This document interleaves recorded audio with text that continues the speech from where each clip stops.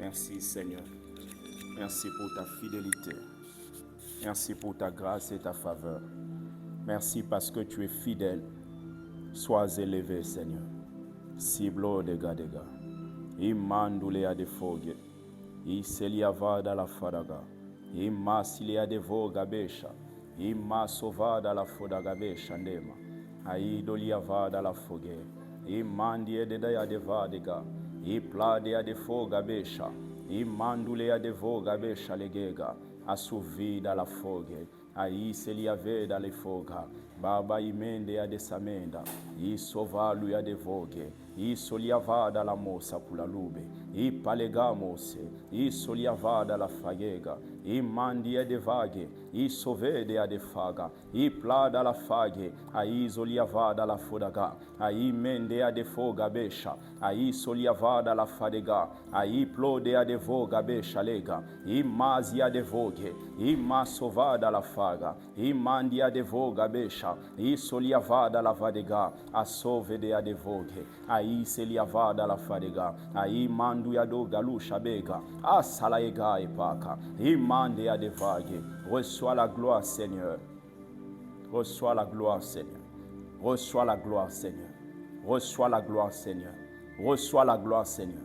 Que nos cœurs soient disposés afin de recevoir ta parole, afin de recevoir ta pensée. Toi le Dieu qui parle, toi le Dieu qui instruit, toi le Dieu qui corrige, toi le Dieu qui montre, toi le Dieu qui guérit, toi le Dieu qui parle, toi le Dieu qui annonce, toi le Dieu qui montre, toi le Dieu qui dévoile, toi le Dieu qui révèle, toi le Dieu véritable, toi le Saint des saints, toi le Dieu vivant, toi l'agneau immolé, toi qui n'as ni début, toi qui n'as ni fin, toi qui appelles à l'existence des choses qui n'existent pas, comme si elles étaient. Iblodega emande, iplada la fagega, isoliava da la vogue, imandia de vague da vadega, iploda la voga beshalega, indelia de vae pake a de voga, adalaga emanda, iplode a de fogue, asilia de vege, imandia de vaga, asuvida la fogue, sondelea de voga, imasilia de va,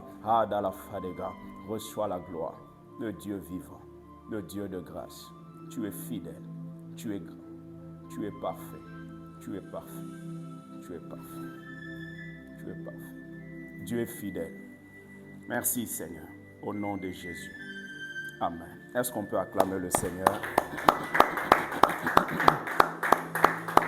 Amen. Merci, nous pouvons nous asseoir. Bonjour tout le monde. Nous voulons partager la parole de Dieu. Nous allons lire dans 2 Samuel. 2 Samuel chapitre 13, du verset 18 au verset 31. 2 Samuel chapitre 13.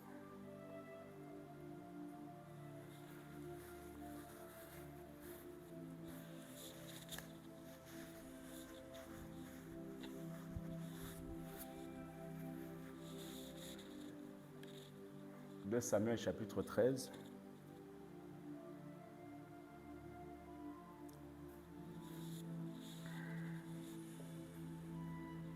Sœur Joël, ça va? Je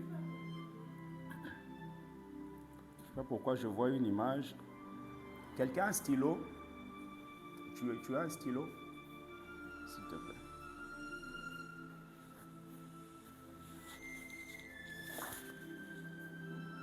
Je lis 1 Samuel chapitre 13.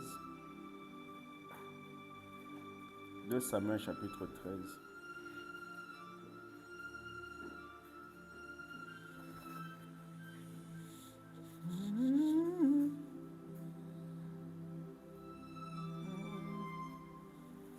Merci.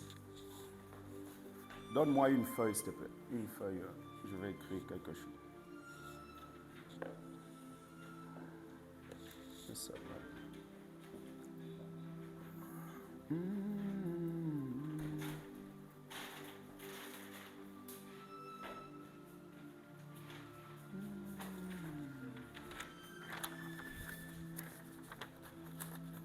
Alors, avant que je commence,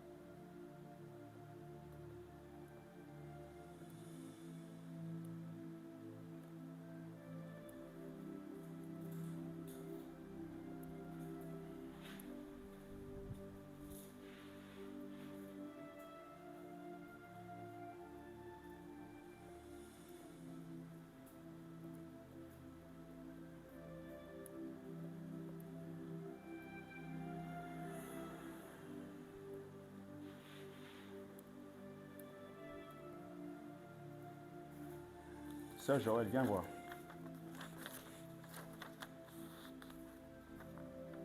Je vais juste lui montrer quelque chose que j'ai vu.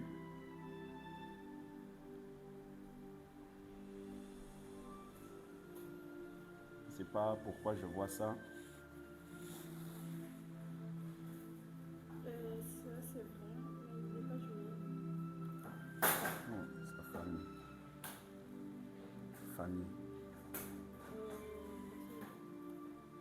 Oui, parce que son père est décédé, c'est ses oncles, c'était aussi pas trop bon. Ça continue ou c'est fini?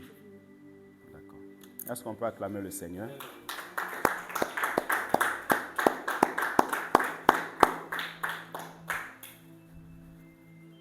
Alors, vous savez, Dieu est fidèle et il est le Dieu qui parle. Et quand Dieu parle, c'est toujours pour notre bien. Et pour ne pas rentrer dans les détails, en voyant cette vision, voyant la fin de cette histoire, Dieu me dit, c'est ta fidélité qui l'emmènera à pouvoir te donner quelque chose qui sera au-delà de tes entendements, au-delà de ce que tu peux penser. Parce que souvent, on focalise les yeux sur un projet, mais ce projet-là n'est pas à l'image de ce que Dieu réserve pour toi. Réserve pour toi. 2 Samuel 13, s'il vous plaît.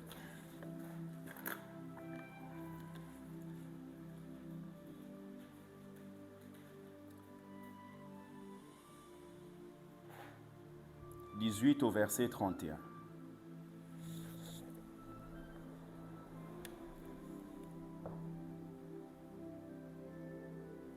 Elle avait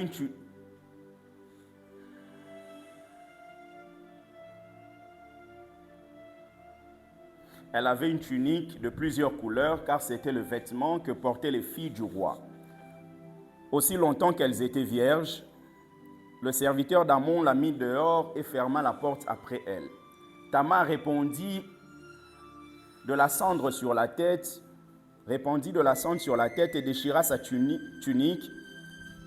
Bigarrée, elle mit la main sur sa tête et s'en alla en poussant des cris. Absalom, son frère, lui dit, « Amnon, ton frère, a-t-il été avec toi? Maintenant, ma sœur, tais-toi, c'est ton frère. Ne prends pas cette affaire trop à cœur. » Et Tamar, désolée, demeura dans la maison d'Absalom, son frère. Le roi David apprit toutes ces choses et il fut très irrité. Absalom ne parla ni en bien ni en mal avec Amnon, mais il le prit en haine parce qu'il avait déshonoré Tamar, sa sœur. 2 ans après, comme Absalom avait les tondeurs à Baal-Hathor, près d'Éphraïm, il invita tous les fils du roi. Absalom alla vers le roi et dit, « Voici ton serviteur a les tondeurs, que le roi et ses serviteurs viennent chez ton serviteur. » Et le roi dit à Absalom, « Non, mon fils, nous n'irons pas tous, de peur que nous ne te soyons à charge. » Absalom le pressa, mais le roi ne voulut point aller et il le bénit. Absalom dit, « Permets du moins à Amnon, mon frère, de venir avec nous. » Le roi lui répondit, « Pourquoi irait-il chez toi? » Sur les instances d'Absalom, le roi laissa aller avec lui Amnon et tous ses fils. Absalom donna cet ordre à ses serviteurs. « Faites attention quand le cœur d'Amnon sera égayé par le vin et que je vous dirai, frappez Amnon. Alors tuez-le, ne craignez point. N'est-ce pas moi qui vous l'ordonne? Soyez fermes et montrez du courage. » Les serviteurs d'Absalom traitèrent Amnon comme Absalom l'avait ordonné. Et tous les fils du roi se levèrent, montèrent chacun sur son mulet et s'enfuirent. Comme ils étaient en chemin, le bruit parvint à David qu'Absalom avait tué tous les fils du roi et qu'il n'en était pas resté un seul. Le roi se leva, déchira ses vêtements et se coucha par terre, et tous ses serviteurs étaient là, les vêtements déchirés. Jonadab, fils de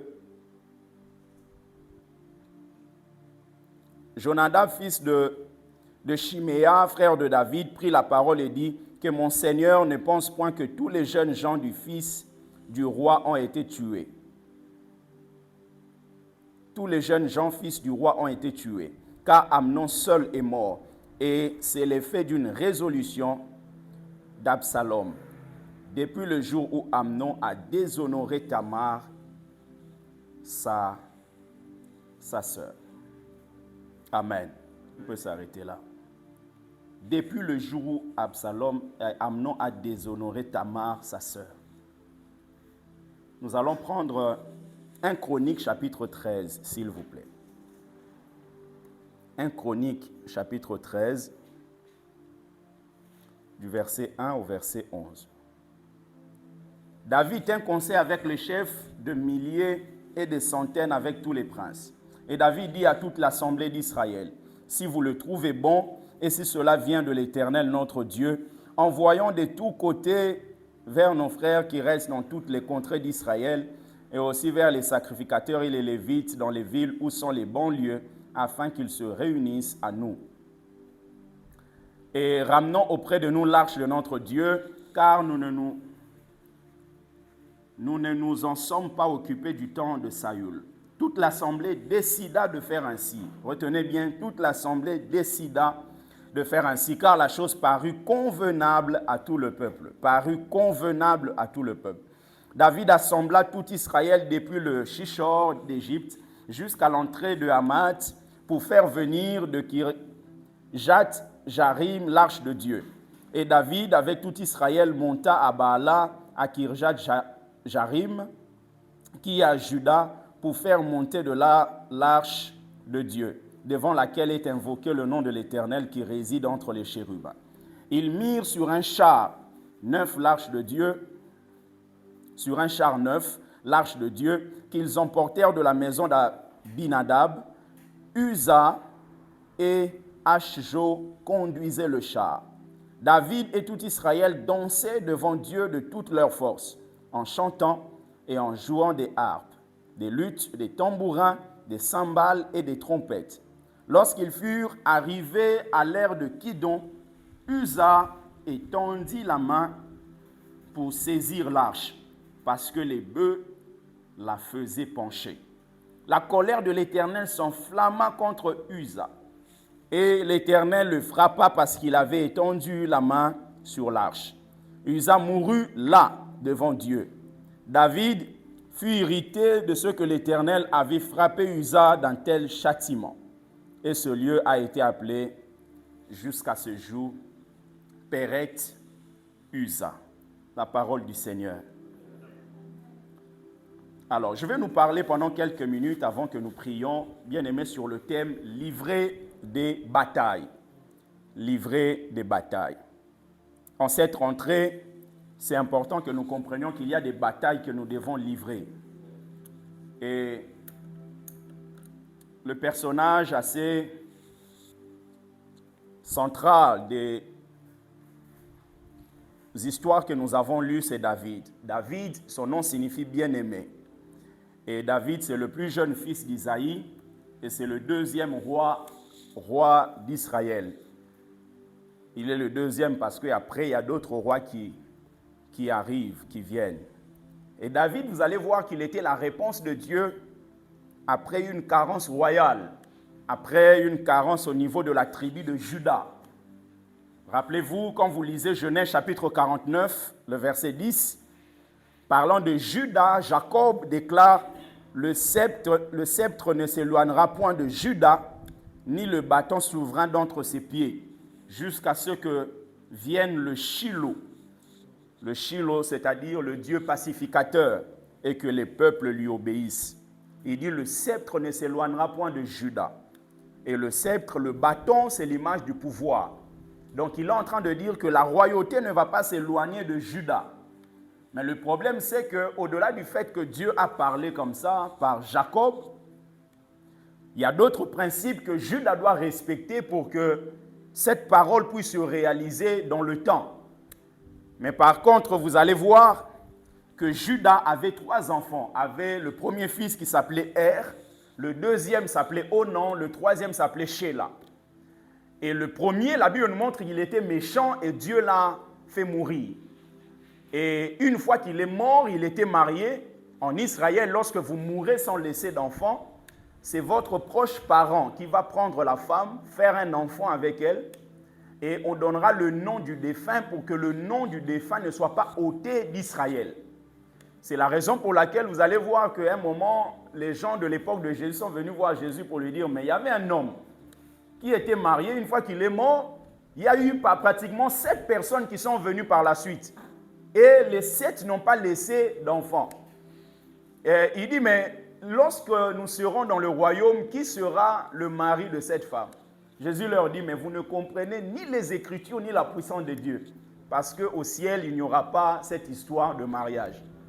Donc en Israël, ça se passait comme ça. C'est comme ça que le livre de Ruth, lorsque Elimelech est mort, Naomi, qui est restée avec Ruth, qui est sa belle-fille, Ruth était obligée de pouvoir chercher un proche parent, et le proche parent avait le droit sur Ruth. C'est pour cela, celui qui avait droit a désisté, et c'est Boaz qui a pris la place, et à partir de Boaz, on a eu justement toute la descendance de Jésus. Quelqu'un peut dire Amen? La descendance de Jésus. Alors, sur cette lignée, vous allez voir que le premier qui s'appelait Er, il est mort parce qu'il était méchant. Le deuxième, Onan, est mort pourquoi? Parce que quand il est allé avec la femme de son grand frère, lui ne voulait pas lui donner une certaine postérité. Donc, la Bible déclare qu'il était en train de jeter la sémence par terre. Et ce qui fait qu'en le faisant, Dieu l'a aussi tué. Et il fallait maintenant donner Sheila. Et Sheila était encore petit. On ne pouvait pas donner Sheila, il fallait attendre que Sheila grandisse. Et entre-temps, la Bible nous montre qu'il y a quelque chose qui s'est passé, c'est-à-dire que Judas, il s'est retrouvé dans une ville et il est parti avec une prostituée. En allant avec la prostituée, il s'est avéré que la prostituée, c'était Tamar qui était sa belle-fille. Et Tamar s'était déguisée et à partir de cette relation, il y a 2 enfants qui sont nés, le premier et le deuxième. Le premier, il est celui qui s'appelle Pérez. Le deuxième, c'est celui qu'on appelle Zérach. Et on voit tout ça dans Genèse chapitre 38. Alors, quand ils sont nés, c'est-à-dire qu'à partir de là, il y a eu un problème au niveau de la descendance liée à la royauté. Parce que Dieu, dans Deutéronome chapitre 23, le verset 2, la Bible dit « Celui qui est issu d'une union illicite n'entrera point dans l'assemblée de l'Éternel, même sa 10e génération n'entrera point dans l'assemblée de l'Éternel. » Donc Dieu avait donné un principe. Jusqu'à la 10e génération, personne ne va entrer dans l'assemblée de l'Éternel, l'assemblée d'Israël. C'est-à-dire qu'à partir de Pérez, il fallait compter pratiquement 9 générations jusqu'à la 10e. Pendant ce temps-là, Juda ne pouvait pas pourvoir un roi. C'est la raison pour laquelle lorsque le peuple a demandé un roi, Dieu a dit à Samuel de pouvoir faire ce que le peuple demande. Mais le problème, c'est que Juda ne peut pas donner un roi. Parce qu'il y a quelque chose qui lie Juda par rapport à ce que Juda a fait avec Tamar. Donc, il faut chercher quelqu'un d'autre. C'est la raison pour laquelle on a pris Saül. Et Saül n'est pas de la tribu de Juda. Saül est de la tribu de Benjamin. C'est la raison pour laquelle j'ai toujours dit aux gens, Dieu est capable, au travers des erreurs des gens, de vous prendre et de vous positionner quelque part. Dieu est capable de le faire.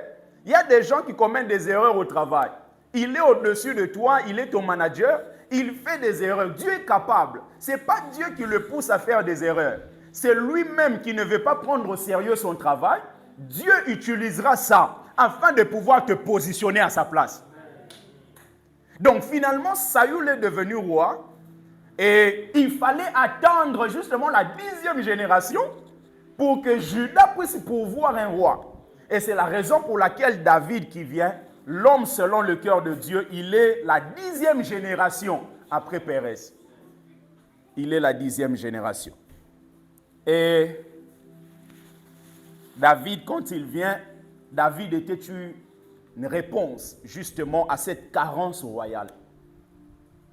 Chacun de nous doit réaliser que nous sommes des réponses que Dieu a envoyées pour des problèmes particuliers. Jésus n'était pas venu par hasard, il est venu parce que les hommes étaient incapables de pouvoir recevoir le pardon de Dieu au travers de ce qu'ils font. Étaient incapables de pouvoir s'en passer du péché. Étaient incapables de pouvoir vivre une vie de sainteté. Et Jésus est arrivé afin de pouvoir rendre cela possible. Donc il était la réponse du Père pour un problème qui se passait sur la terre. Et chacun de nous est un problème que Dieu a détecté. Et il veut que nous soyons la réponse pour ce problème-là.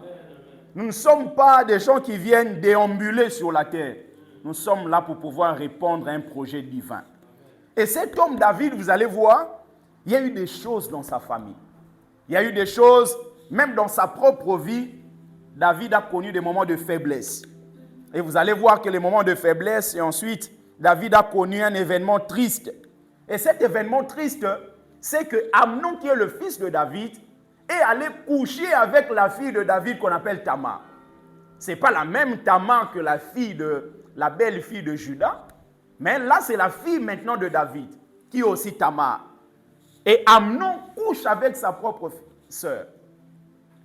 Et pendant que Amnon couche avec sa propre sœur, la Bible déclare que David a été irrité.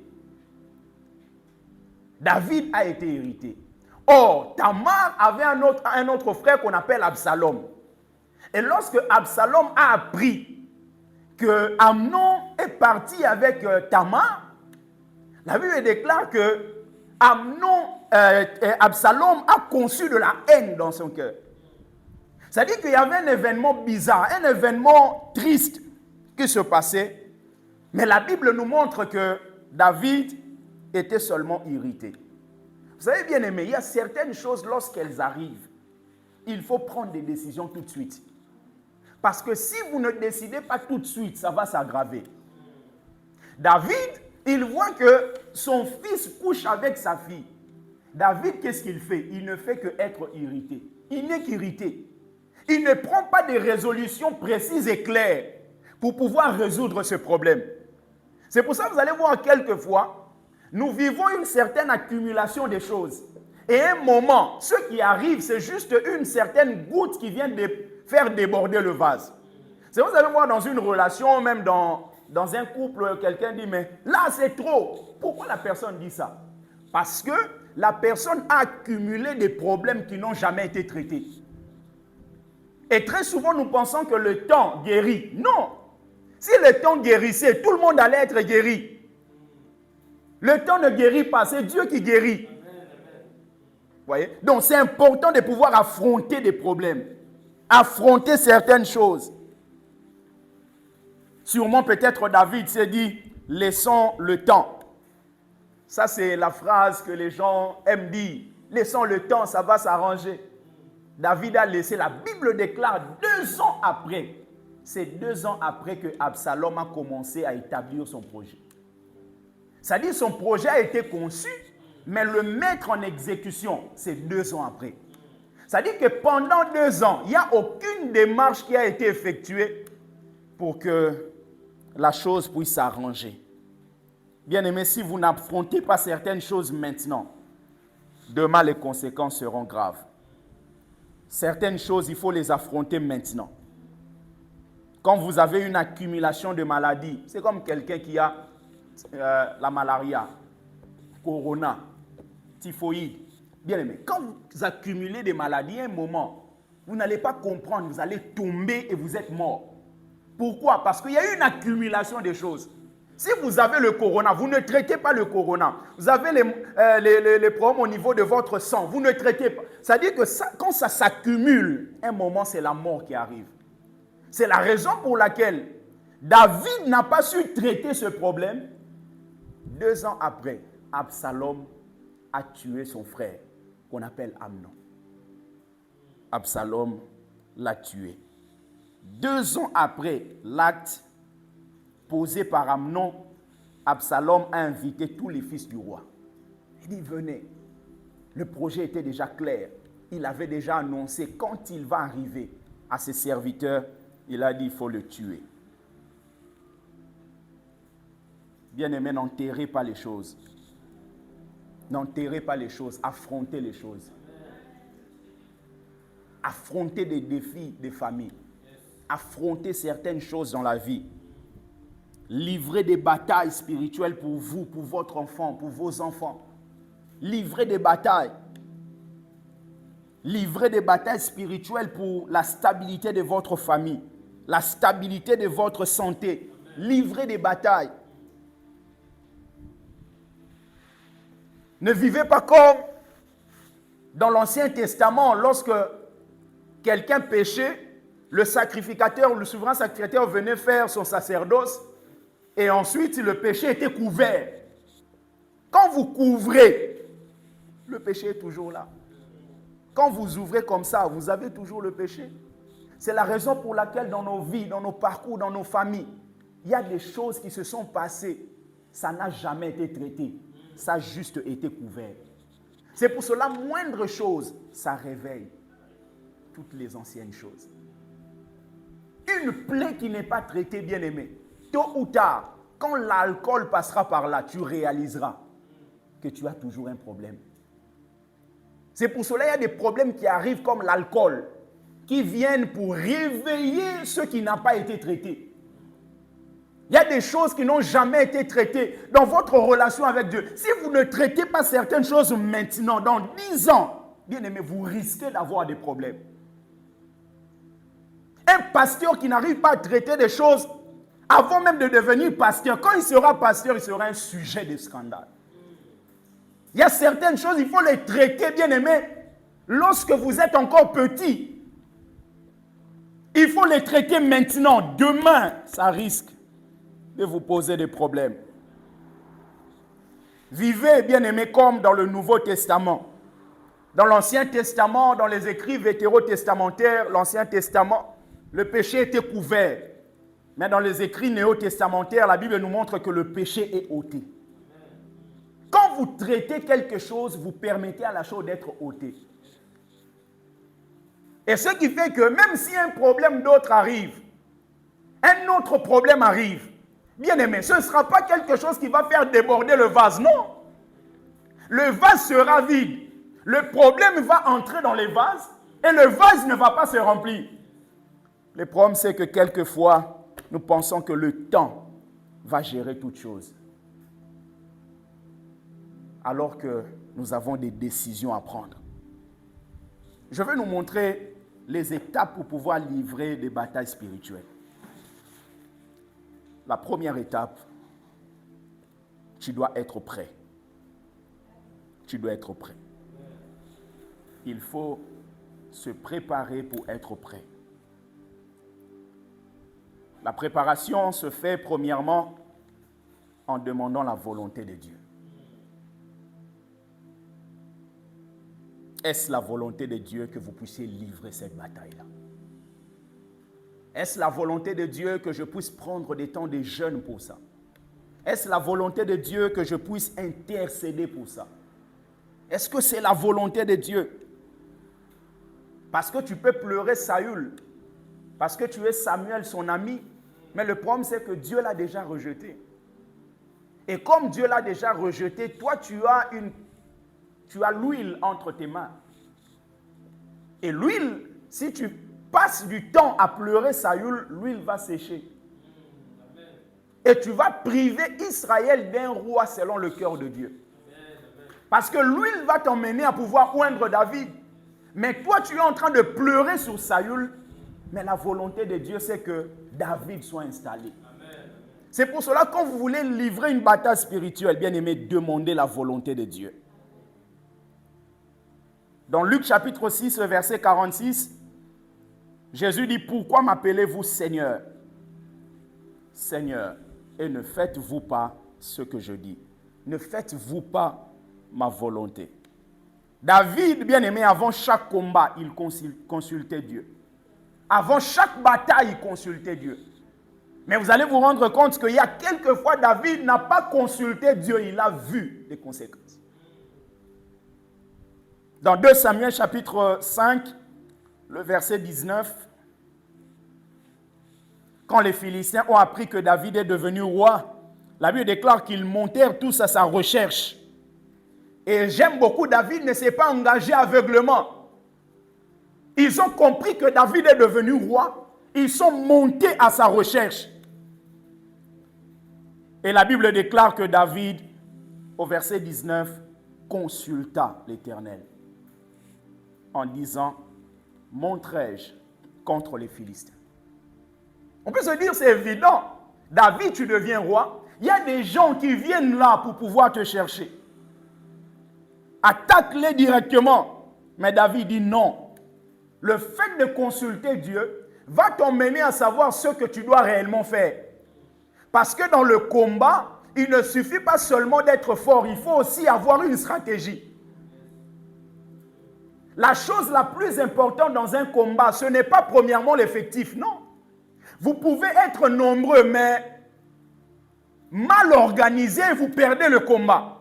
C'est la raison pour laquelle la chose la plus importante, c'est la stratégie. C'est pour ça que vous allez voir, à chaque fois qu'il y avait des défis et des batailles, Dieu donnait des stratégies. Il dit au peuple d'Israël, faites le tour de Jéricho. Ça, c'est une stratégie divine afin de leur donner la victoire. Alors que s'ils n'avaient pas cette stratégie-là, ça allait être compliqué pour eux de pouvoir vaincre Jéricho. La volonté de Dieu. Dans 1 Chronique, chapitre 13 qu'on a vu, la Bible nous montre que David n'avait pas demandé la volonté de Dieu. Il a juste rapporté l'arche. Il n'a pas demandé si l'Éternel voulait et de quelle manière il voulait que cela soit fait. Il a rapporté l'arche. Et en rapportant l'arche, il y a eu des problèmes. 1 Chronique 13, verset 4, la Bible dit, toute l'assemblée d'Israël décida de faire ainsi, car la chose parut convenable à tout le peuple. La chose parut convenable à tout le peuple. Pas à Dieu, mais à tout le peuple. C'est le peuple qui a considéré que ça, c'est bon. Le problème, c'est que quelquefois, nous considérons ça, c'est bon. Nous pensons que ça, c'est bon. Mais ce n'est pas ce que Dieu dit. Qu'est-ce que Dieu dit? David devait consulter Dieu, mais là, il a fait selon la pensée du peuple. La Bible dit, la chose parut convenable à tout le peuple. Il y a des choses qui nous paraissent convenables. Convenable d'aller là-bas, convenable de faire ceci, convenable de marcher comme ça, convenable de dire ça. Mais le problème, est-ce que ça plaît à Dieu? Ça plaît à un certain nombre de gens. Ça plaît à nos amis, à nos familles, mais est-ce que ça plaît à Dieu? Est-ce que Dieu est d'accord avec ce que nous sommes en train de faire? Pendant que David prend la décision de pouvoir transporter l'arche, sans consulter Dieu, et vous allez voir la manière dont la chose a été faite, n'a pas répondu aux exigences de Dieu. Parce qu'il y a des gens qui ont été à côté de l'arche qui ne devaient pas être là. Celui qu'on appelle Uza. Et Uza, la Bible déclare qu'à un moment, l'arche, les bœufs commençaient à faire pencher l'arche. Uza a utilisé une réaction humaine, naturelle. Il a touché l'arche. Mais le problème, c'est que nos désirs, nos envies, nos choses humaines ne peuvent pas être au-dessus des exigences de Dieu. Dieu avait établi, ce sont les sacrificateurs qui doivent le faire. Mais Uza, il touche. Et la Bible déclare que Uza, la colère de l'Éternel s'enflamma contre Uza. Et l'Éternel le frappa parce qu'il avait étendu la main sur l'arche. Donc vous comprenez que la chose la plus importante auprès de Dieu, c'est l'obéissance. C'est l'obéissance. On peut se dire que Uza s'est sacrifié pour que l'arche ne tombe pas. Mais le problème, c'est que Dieu avait dit, toi Uza, tu ne toucheras pas. Tu es dans une catégorie de gens qui ne doivent pas toucher. Même si tu penses que l'arche va tomber, toi reste dans l'obéissance. Parce que si l'arche tombe, ce n'est pas ton problème. C'est le problème de celui qui a décidé de ramener l'arche sans consulter l'Éternel. Or, quand Uza est mort, le nom Uza, vous pouvez noter, signifie force. Uza signifie force. Mais le problème, c'est que cet homme a utilisé la force, mais quelle force? à utiliser la force humaine. La force humaine. La force humaine nous montre que même David, quand il a transporté l'arche, il ne l'avait pas transporté avec la force divine. C'était avec la force humaine. Parce que la Bible déclare que la chose parut convenable au peuple. C'est-à-dire la force humaine a considéré que c'est possible qu'on fasse ça. David a commis cette erreur-là. Et la Bible déclare que David a appelé ce lieu Pérez Uza. Dans 1 Chronique chapitre 13 verset 11. Il appela ce lieu Pérez Uza. Uza, ça veut dire la force. Et Pérez, en hébreu, signifie brèche. Brèche, pour nous montrer que la désobéissance de Uza a ouvert une brèche. A ouvert une brèche et Uza a fini par mourir. Dieu avait donné des principes. Dieu avait dit des choses. Mais Uza a considéré que la force humaine de tenir l'arche devait être utilisée au lieu de s'appuyer sur ce que Dieu avait dit, c'est-à-dire l'obéissance. Quelquefois, nous combattons, mais nous combattons avec la force humaine. Pourquoi? Parce que nous allons sans consulter Dieu. Nous allons sans demander à Dieu ce qu'il veut. Être prêt. Deuxièmement, c'est aussi le fait de revêtir toutes les armes de Dieu. On ne peut pas aller combattre si nous n'avons pas pris le temps de pouvoir nous revêtir de toutes les armes de Dieu. La vérité, la justice. On ne combat pas Satan avec ses armes. On combat Satan avec les armes de Dieu. C'est la raison pour laquelle David a même refusé de prendre les armes, c'est-à-dire l'armure de Saül. Parce qu'il a compris, ce n'est pas avec cette armure que je vais vaincre.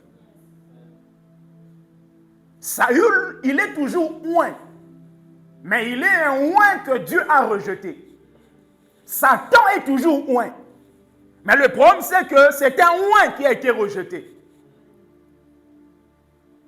Les gens pensent que quand Dieu rejette comme ça, l'onction part. Non. Dieu ne se répand pas de son appel et de ses dons. C'est pour cela que Satan a toujours une puissance. Mais le problème, c'est que la puissance de Satan a été corrompue. La Bible déclare, Jésus dit, je vous donne le pouvoir de marcher sur les scorpions et sur toute la puissance de l'ennemi. Donc même Jésus lui-même, il reconnaît que Satan a une puissance. Mais le problème, c'est que la puissance de Satan n'a pas été créée par Satan. C'est Dieu qui lui a donné cette puissance. Mais en étant rejeté, il a corrompu cette puissance-là. Saül était roi, a été rejeté. Il a toujours une dimension d'onction. C'est pour ça que vous allez voir David, comprenant les principes liés à la royauté et à l'onction, il disait, je ne peux pas toucher à un oint de l'Éternel. Il ne disait pas un ex-oint. Il est toujours oint. Mais le problème, c'est qu'il a été rejeté.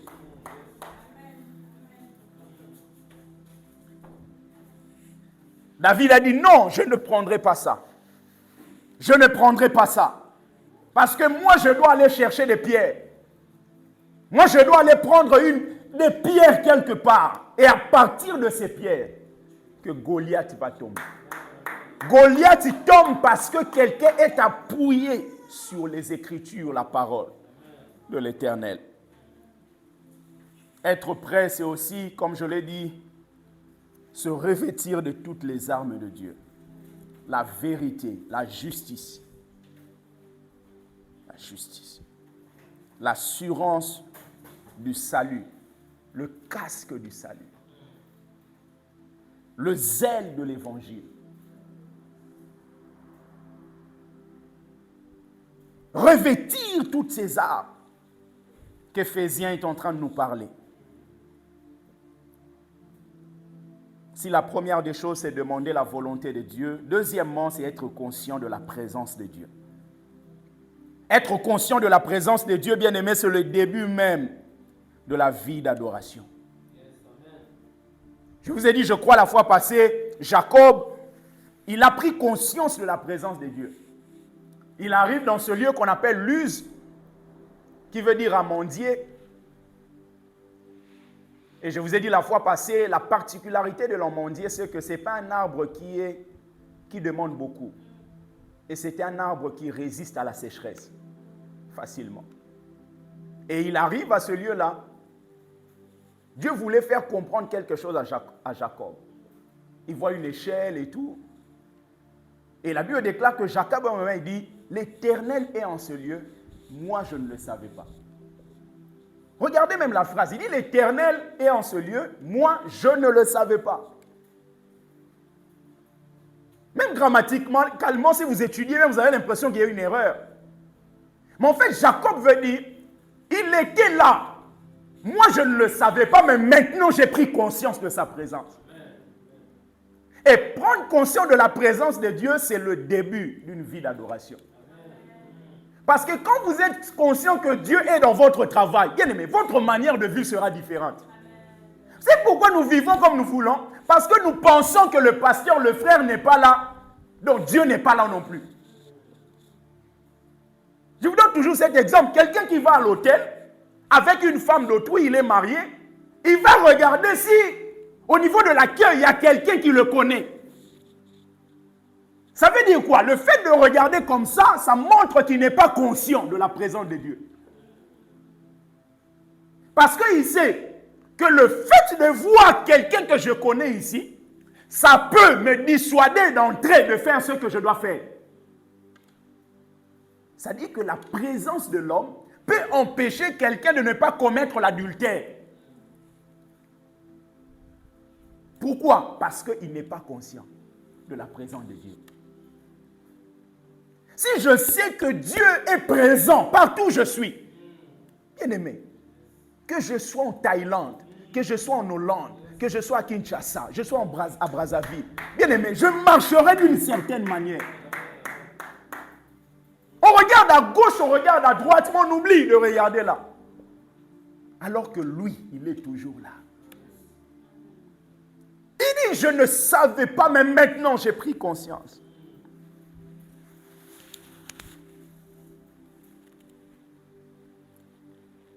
Troisièmement, pour terminer avec le quatrième point, troisième point, avant de livrer certaines batailles, il faut prendre un temps de chercher la révélation de Dieu. Non seulement de chercher la révélation de Dieu, mais aussi l'interprétation de la révélation. Bien aimé, vous ne pouvez pas livrer des batailles comme ça pour la famille. Il y a des choses qui ne marchent pas dans des familles, il y a des choses qui ne vont pas. Il ne faut pas livrer des batailles comme ça, il faut chercher la révélation de Dieu. Qu'est-ce que Dieu pense de cette situation-là?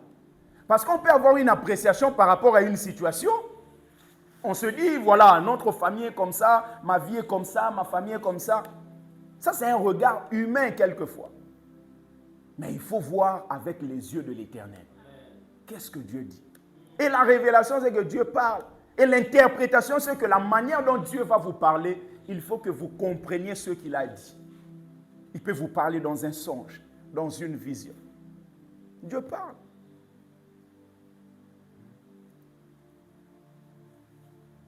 Recevoir des visions. Et recevoir des visions va vous amener à avoir des stratégies particulières. Dans une famille, la stratégie peut être, par rapport à la famille, Dieu peut donner une stratégie de prier pendant 50 jours. Vous ne faites que boire de l'eau et manger des légumes. Pendant 50 jours, ça peut être la stratégie de Dieu. Mais dans l'autre famille, ça peut être OK. Pendant 30 jours, personne ne dort sur son lit. Tous vous dormez par terre. Et vous verrez ce que je fais. Parce que quelquefois, les stratégies de Dieu paraissent un peu stupides. Hein? Je vous ai toujours dit, la stratégie qui est de mettre le sang pour que vous soyez protégés de l'ange de la mort. C'est quoi cette histoire? Ça n'a jamais eu lieu auparavant. Si vous avez certaines choses, quand vous ramenez ça dans votre famille, ils disent, mais oh, au monde en what? Oh, est-ce qu'il y a des choses? Dieu a besoin de recycler pour pouvoir faire des choses dans notre famille. David dit, dans les derniers jours, la connaissance augmentera. Le Saint-Esprit va révéler. Jésus disait aux disciples, il y a certaines choses, vous n'êtes pas encore prêts pour les entendre maintenant. Quand le Saint-Esprit viendra, il vous les annoncera. Il y a des stratégies. Dieu peut dire pour une famille, vous, ce n'est pas 30 jours. Vous ne prenez que 7 jours. Et pendant 7 jours, vous priez tous les jours à 4 heures du matin. Il peut préciser à 4 heures du matin l'heure de parler. Dieu peut te dire non, dans cette histoire, n'associe pas tout le monde. Associe seulement lui. Priez. Parce que Dieu n'a pas besoin que tout le monde prie pour qu'il libère la famille, non? Sodome et Gomorrhe avaient des problèmes, mais Dieu dit, s'il y a ne fût-ce que 10 justes, la ville sera sauvée. C'est-à-dire que 10 justes ont la capacité de faire garder toute une famille, toute une nation. Et vous vous rendez compte, dans Sodome et Gomorrhe, une grande ville, Abraham est en train de plaider et Dieu lui dit, si je trouve 10 justes, je ne veux pas détruire cette nation, cette ville. Toute une ville, pas 10 justes. C'est la raison pour laquelle, quand il y a la multiplication des justes, le pays va mieux. Même nos nations là, le problème c'est la multiplication des justes. On a la multiplication des églises. On a la multiplication des gens qui vont dans les églises, mais pas la multiplication des justes. Et ça commence avec les armes de Dieu. Parce que parmi les armes de Dieu, il y a la justice. La justice.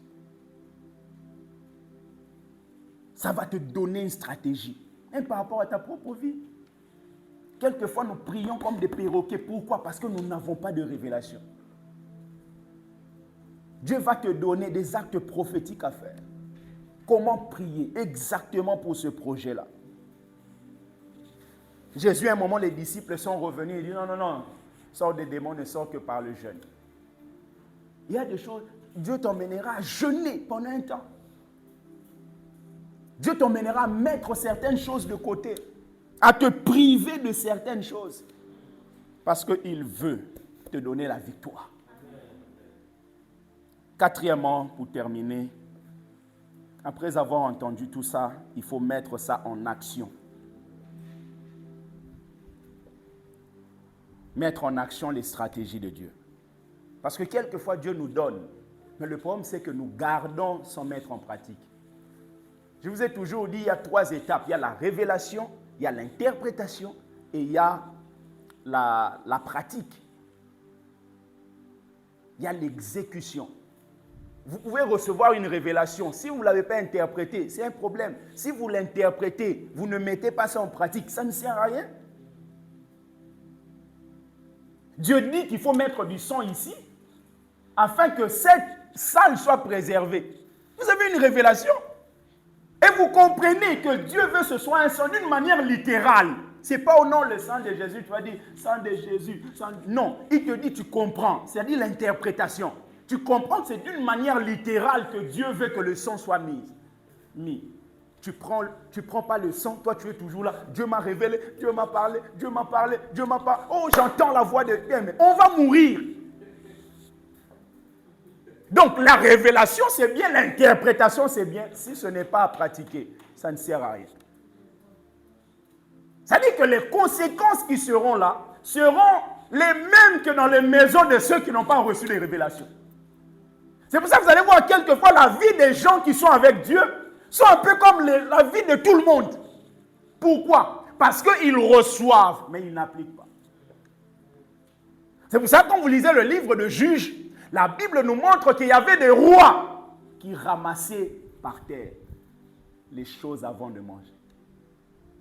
Non seulement ils ramassaient par terre, ils étaient des rois, mais on leur avait coupé les mains et les pieds. On a coupé les pouces. Vous savez, quand on coupe les pouces, vous aurez du mal à courir. Vous aurez du mal à avancer. Attends, on lit ce texte. Comme ça va nous aider. On finit par là. Juge chapitre 1er.